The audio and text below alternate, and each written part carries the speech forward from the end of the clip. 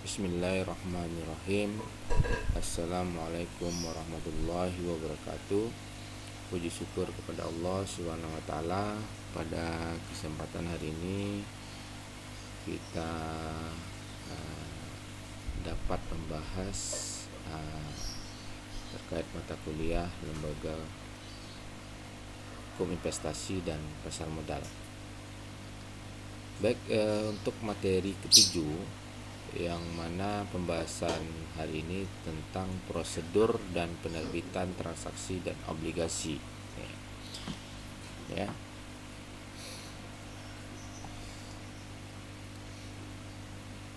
Baik, yang mana pembahasan tentang prosedur dan penerbitan transaksi dan obligasi ini terkait mengenai pengertian transaksi, prosedur penerbitan transaksi, obligasi, jenis obligasi, dan karakteristik obligasi. Baik, kita bahas satu persatu. Kalau kita ambil pengertian dari transaksi, kalau secara umum itu bahwa transaksi itu adalah suatu kegiatan yang menimbulkan perubahan terhadap harta atau keuangan yang dipunyai, baik itu bertambah maupun berkurang, ya. Misalnya membeli barang, membayar hutang, serta membayar berbagai macam biaya untuk memenuhi kebutuhan hidup. Dalam transaksi terdapat sebuah administrasi transaksi, ya.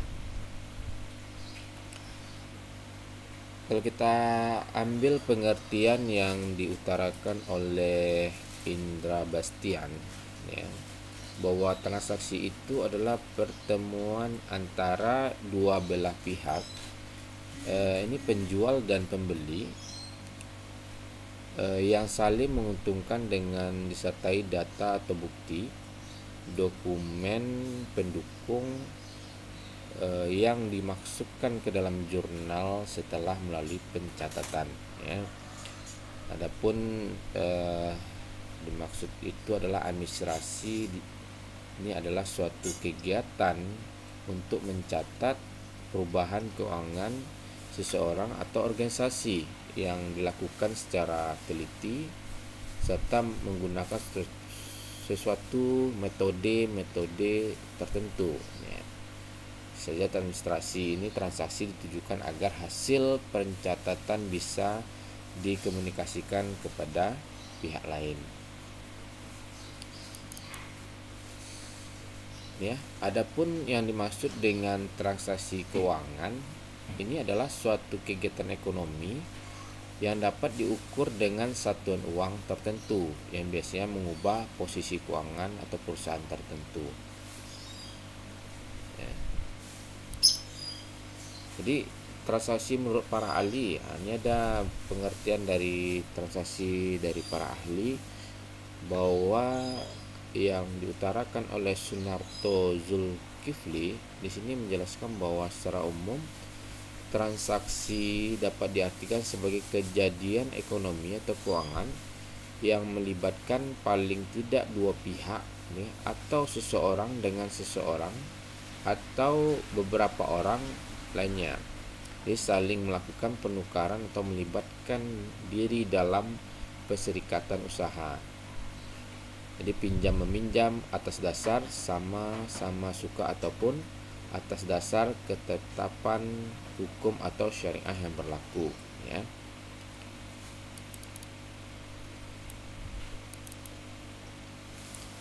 Ada pengertian yang diutarakan oleh Skousen, ya. Dan dia berpendapat bahwa transaksi itu adalah pertukaran barang atau jasa antara baik individu atau perusahaan-perusahaan dan organisasi lain, ya. Jadi kejadian lain yang mempunyai pengaruh ekonomi atas bisnis. Jadi kalau sedangkan Indra Bastian di sini mengartikan bahwa transaksi itu adalah pertemuan antara dua belah pihak, ya, atau penjual dan pembeli yang saling menguntungkan dengan adanya data atau bukti, dokumen pendukung yang dimasukkan ke dalam jurnal setelah melalui catatan, gitu, ya.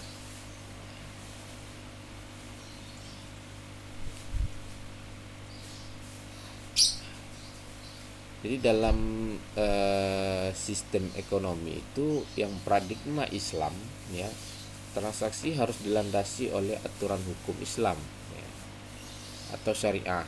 Ya, jadi karena ini transaksi adalah manifestasi amal manusia yang bernilai ibadah di hadapan Allah, tidak dapat dikategorikan menjadi dua, yaitu transaksi halal dan transaksi haram, ya. Jelas ini adalah positif dan negatifnya. Di segala perbuatan yang dilakukan oleh seseorang yang melakukan transaksi ini bisa saja menguntungkan dalam segi peningkatan ibadah, ada juga yang merugikan dalam hal membuat dirinya berdosa, gitu ya, atau kegiatan-kegiatan transaksi yang haram, ya.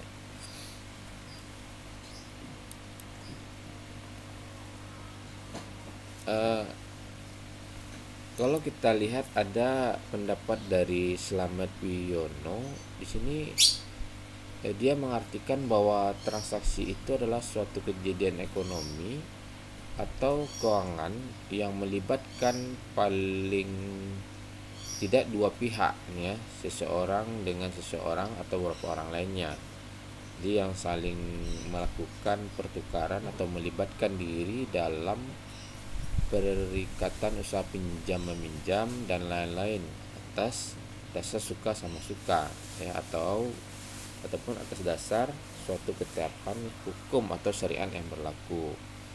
Ada pendapat Mursyidi, dia menyatakan bahwa transaksi itu suatu kejadian di dalam dunia bisnis dan tidak hanya pada proses jual beli, pembayaran dan penerimaan uang, namun juga akibatnya adanya kehilangan, kebakaran, arus, dan peristiwa lainnya yang dapat dinilai dengan uang.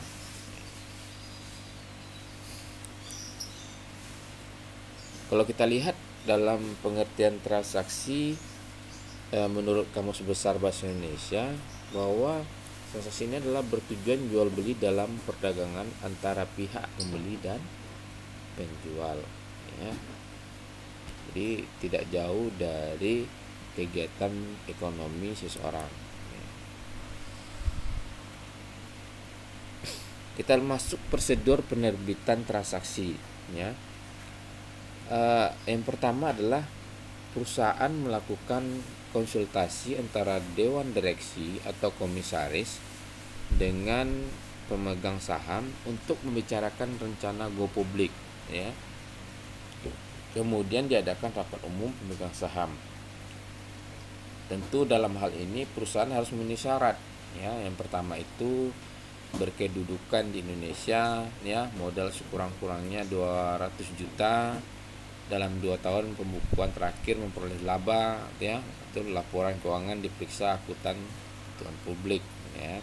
Jadi ada profesi seseorang yang ada di dalam perusahaan tersebut terkait pelaporan keuangan akuntan publiknya. Ini terkait dengan pajak, ya.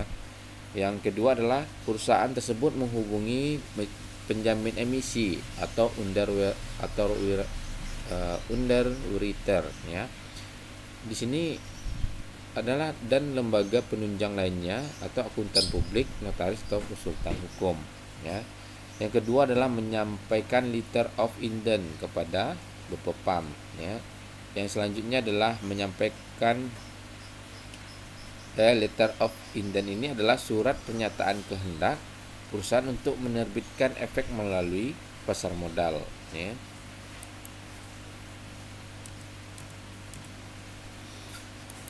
Selanjutnya adalah menyampaikan pernyataan pendaftaran emisi efek, ya, ditujukan kepada Menteri Keuangan atau melalui BPOM. Jadi selanjutnya ada melakukan dengan pendapat terbatas, ya, yang melibatkan emiten, lembaga penunjang dan juga BPOM, ya, dalam hal ini. Inilah prosedur-prosedur penerbitan transaksi yang dilakukan oleh perusahaan yang dilaksanakan